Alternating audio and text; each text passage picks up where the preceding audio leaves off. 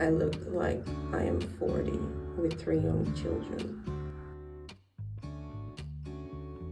It looks like I got Botox in one part of my lip.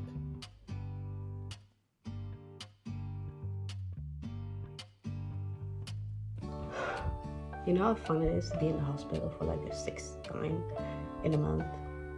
That's more than there are weeks in a month. Tried melatonin, it didn't work. I tried paracetamol, ibuprofen. I'm using sunscreen, even though it's raining. Not because I'm chronically ill, doesn't mean I can't look pretty.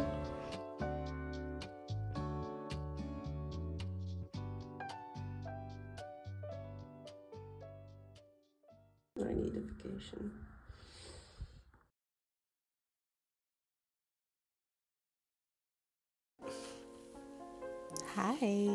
Hi, I'm Graisha. Welcome that you're here. I got diagnosed with lupus 1.5 years ago after almost a year of testing.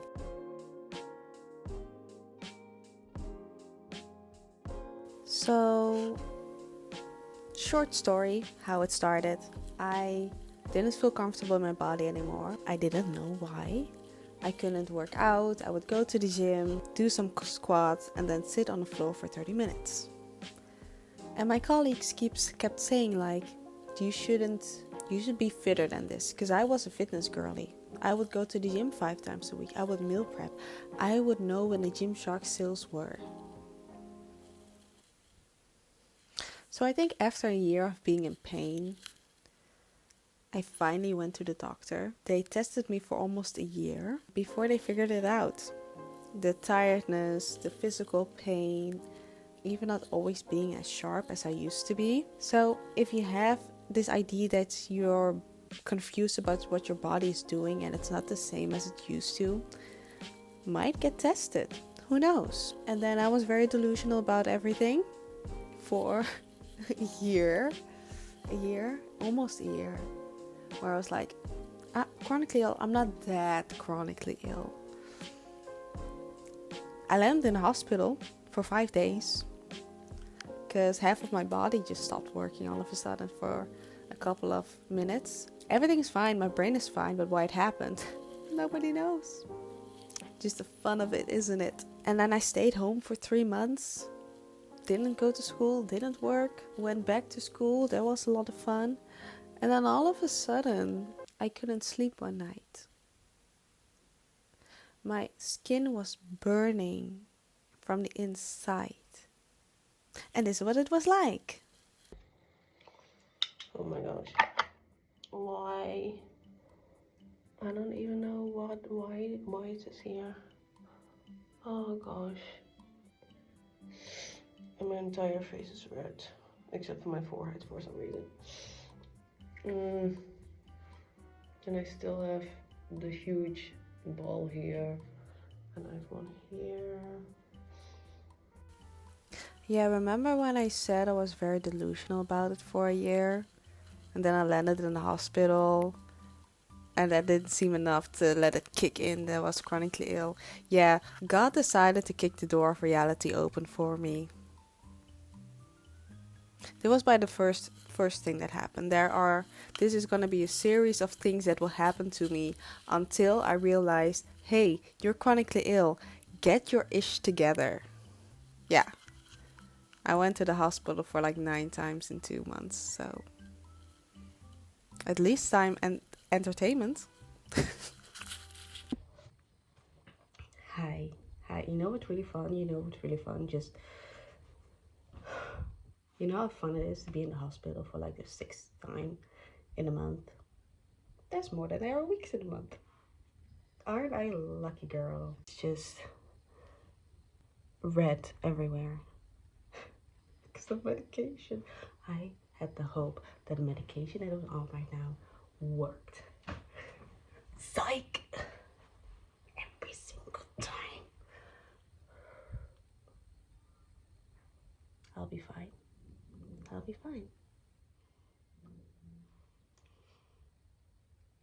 I will not. I will perish. And perish I did. You know when I said there's gonna be a series of things that's gonna happen. Yeah. Yeah, it's always fun when it happens because at this point I was already healing. My body was already starting to get back to where it was.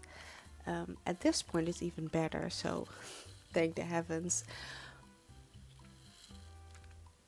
And then, right when you're like, it's getting good again, and you feel healthy and can do things again by yourself, and you don't need to beg people to help you all the time, something else will happen. Oh, something else will happen. And you know, it won't be on the same level. No, your body will outdo itself every single time. Yay!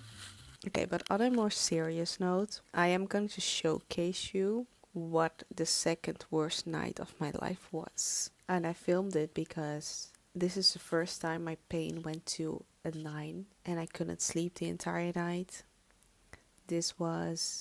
I had very, very dark thoughts this night. And I think there are going to be a lot of people that have chronically ill that will have that feeling as well. Or they try to explain it to their family members and their friends, and they can't comprehend that a person would be in that much pain, right? Because we learn that we just have to go through the pain, and pain is not a bad thing, and it can be motivation. But it's gonna be a hard watch.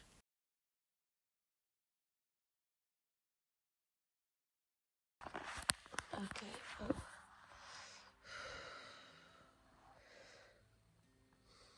I think I should document this. I slept for an hour and then I woke up to so much agonizing pain. Now I'm just sitting in silence. Oh, wait, no, that's not the timeline. The timeline of tonight was I took some paracetamol, ibuprofen, I slept for an hour, and then I woke up from the pain crying. I called my boyfriend for 45 minutes and then I fell sleepy.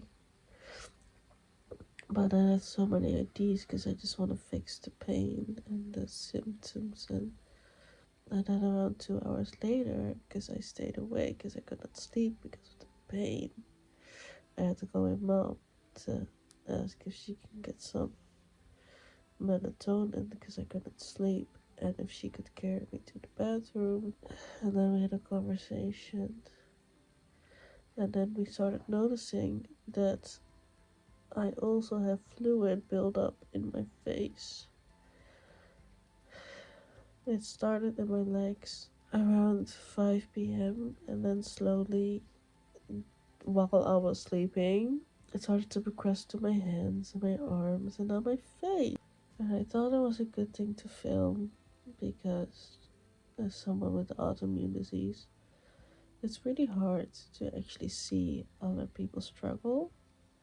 Oh, did I also mention it's in my jaw? So eating was really difficult. Yeah, it's horrible. Um,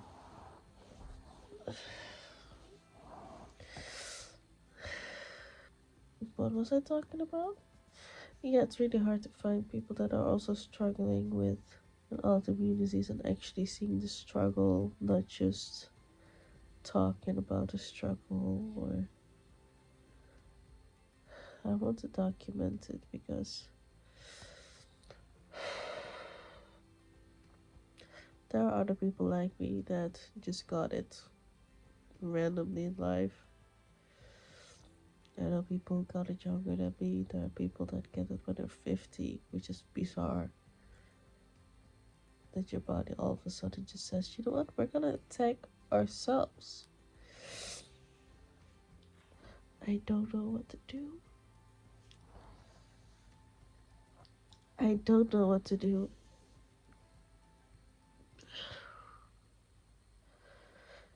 I just gotta keep trying, but trying is really, really tiring after 2 years.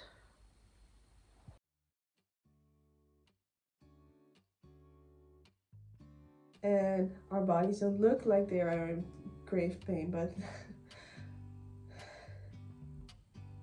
when the pain hits a 9, or 10 and it's nighttime and you're alone in bed, hope just fades. And the helplessness that I have to call my doctor today to tell him like, hey, I'm not doing all right. The fluids are not going away. They stay. I haven't slept in 2 days and I'm going insane.